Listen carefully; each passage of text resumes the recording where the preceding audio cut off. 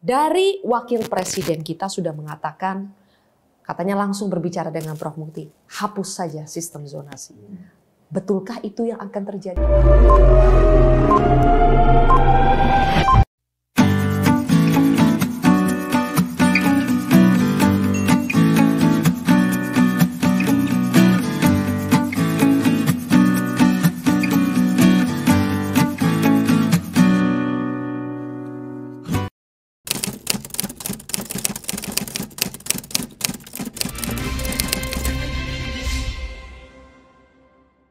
Dari wakil presiden kita sudah mengatakan, katanya langsung berbicara dengan Prof. Mukti, hapus saja sistem zonasi.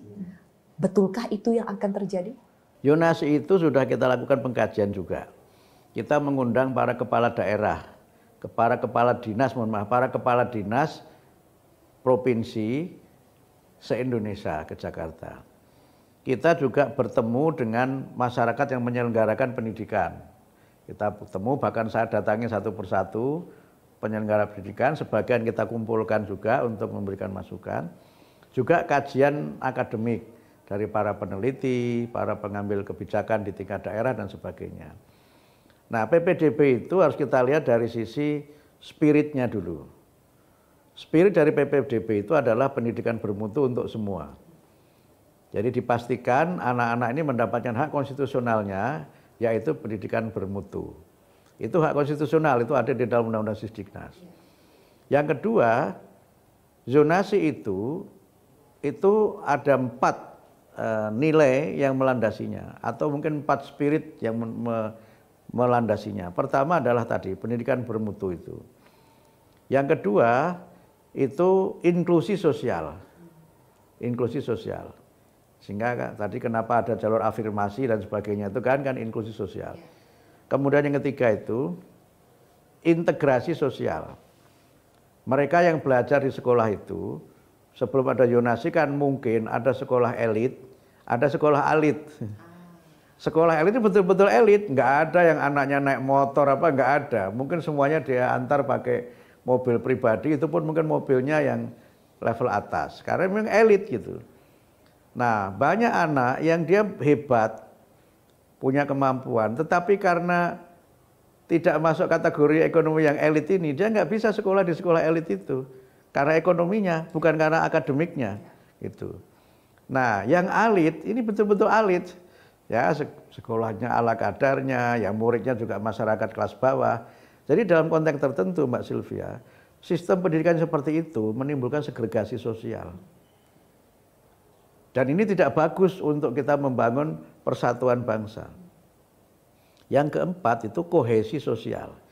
Kalau sejak kecil sudah sekolah jauh-jauh dari tempat tinggalnya, dia nggak punya teman bermain di kampung di mana dia berada. Kawannya orang-orang jauh semua teman sekolahnya, tapi begitu dia di kampungnya, dia nggak punya teman di situ. Bahwa ada masalah ya. Nah, karena itu maka zonasi itu Pak Presiden menyampaikan soal zonasi nanti akan diputuskan lewat sidang kabinet. Kapan itu, Prof? Nah, tunggu Pak Presiden. Kami nunggu Pak Presiden. Tapi Prof, kalau saya dengar dari apa yang Prof sampaikan soal kelebihan-kelebihan, tujuan kenapa dulu ada zonasi dan dipertahankan sampai sekarang, kita sudah dengar. Apakah itu mengarah Prof ingin mengatakan bahwa zonasi itu masih diperlukan? Tunggu sidang kabinet. Karena kita sudah mendengar ada versi dari wakil presiden sendiri mengatakan hapus sistem zonasi, tapi kalau tadi yang saya dengar sepertinya sistem zonasi ini memang masih ada PR, tapi ada juga kelebihan-kelebihannya. Ya, semua kan ada plus minusnya. Ya, kalau kita pakai kaidah fikih itu, mana yang paling banyak manfaatnya, itu yang kita pakai. Kan begitu. Sehingga sekarang kami sudah punya kajian. Kalau misalnya tiba-tiba Pak Presiden meminta saya presentasi sidang kabinet soal zonasi, kami siap. Karena kajiannya sudah selesai. Dengan rekomendasinya? Dengan rekomendasinya. Apakah sudah ada rekomendasi dari Prof Mukti? Sudah ada, di kami sudah ada. Lanjut atau tidak zonasi? Nah, itu nunggu sidang kabinet. Karena menteri ini pembantu presiden. Menteri ini tidak boleh mengambil kebijakan yang bertentangan dengan apa yang menjadi kebijakan presiden, gitu. Itu bedanya saya sebagai menteri dengan saya sebagai sekretaris Muhammadiyah. Oke, Prof, kita mendekati pertanyaan-pertanyaan terakhir nih ya. Prof, Kami juga tahu bahwa dari Kementerian Pendidikan Dasar dan Menengah ini minta tambahan anggaran. 20 triliun ya Prof ya, dari sebelumnya sudah 30-an triliun. Tambahan, sekarang yang sudah kemarin kita terima 33 sekian triliun, kami mengajukan penambahan 19, sekian triliun. Itu buat apa Prof? Apakah buat terobosan-terobosan baru atau buat apa? Iya dong, jadi yang pertama itu kan untuk menambah renovasi, ya, anggaran untuk renovasi. Karena jumlah yang harus kita renovasi itu sangat banyak. Sementara yang dialokasikan di 2025 itu, yang sudah setuju APBN itu kan baru untuk 10.400 sekian sekolah. Jadi masih banyak yang kurang. Sementara program Quick Win-nya Pak Prabowo kan renovasi. Nah, karena itu kami ajukan untuk penambahan itu. Kemudian yang kedua juga memang beberapa yang berkaitan dengan afirmasi untuk tadi, ya misalnya pendidikan guru. Pendidikan guru yang belum D4 itu kita mintakan ada tambahan. Kemudian beberapa hal yang memang berkaitan dengan kembalinya juga kepada guru lagi, itu untuk pelatihan guru. Dan tentu beberapa hal lain yang nanti juga kita lakukan, semuanya kembali pada peningkatan kualitas, terutama untuk sarana prasarana dan peningkatan kualitas sumber daya manusia. Terakhir Prof Mukti. Tadi Prof mengatakan quick win Pak Presiden, quick win Pak Presiden. Quick win dari Prof Mukti sebagai Mendikdasmen itu apa? Saya boleh menyebut 5 ya, walaupun mungkin lebih, tapi 5 ini sudah, yang 2 sudah berjalan. Yang 1 ini aspirasi kuat sekali agar guru P3K dapat ditugaskan di swasta. Itu sudah keluar kebijakannya, sehingga mulai tahun depan sesuai dengan kajian dan kebutuhan, guru-guru P3K yang mengajar di negeri itu boleh atau bisa ditugaskan di swasta. Yang kedua itu pelaporan kinerja guru, sehingga nanti guru itu tidak perlu upload, tapi cukup membuat laporan kepada kepala sekolah. Dan yang kedua itu cukup dibuat setahun sekali, tidak perlu 1 tahun 2 kali. Kemudian yang ketiga, tidak perlu harus mengajar 24 jam, tapi ada tugas-tugas lain di luar mengajar yang dihitung ekuivalensi 24 jam. Yang ketiga, sudah ada SK menterinya, itu saya sebut dengan 7 kebiasaan anak Indonesia hebat. Apa tuh Prof? Nah, itu 7 itu, 1 bangun pagi, yang kedua beribadah. Ini dalam rangka memperkuat spiritualitas anak-anak kita ya. Yang ketiga berolahraga. Yang keempat, nah ini memang match dengan program Pak Presiden, itu makan sehat dan bergizi. Kemudian yang kelima itu gemar belajar. Ini kita dorong mereka untuk gemar belajar. Kemudian yang keenam bermasyarakat. Yang terakhir tidur cepat.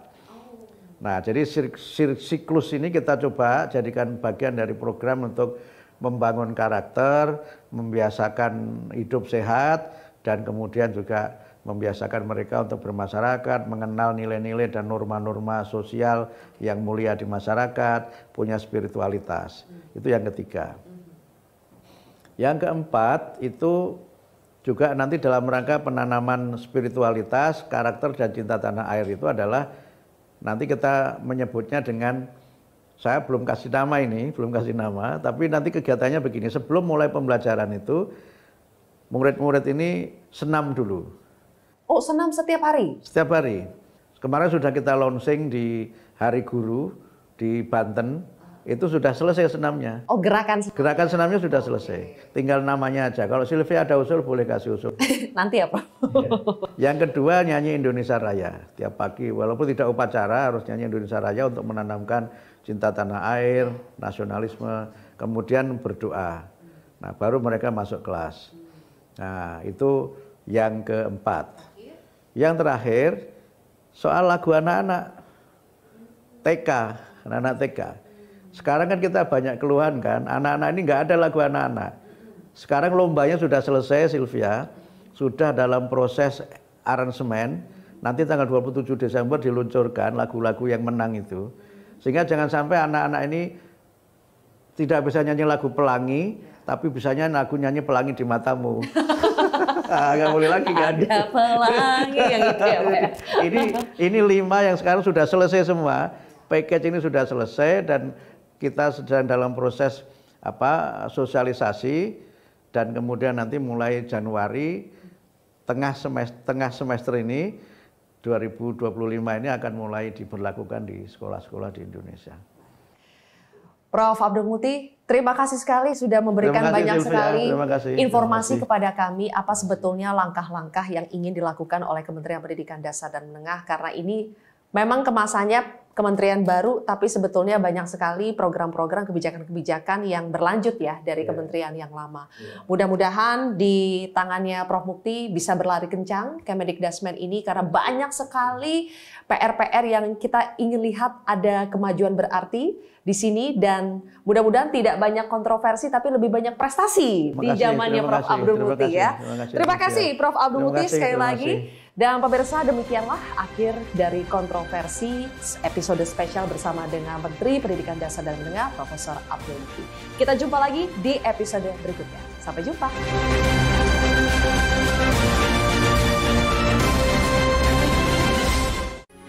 Metro TV.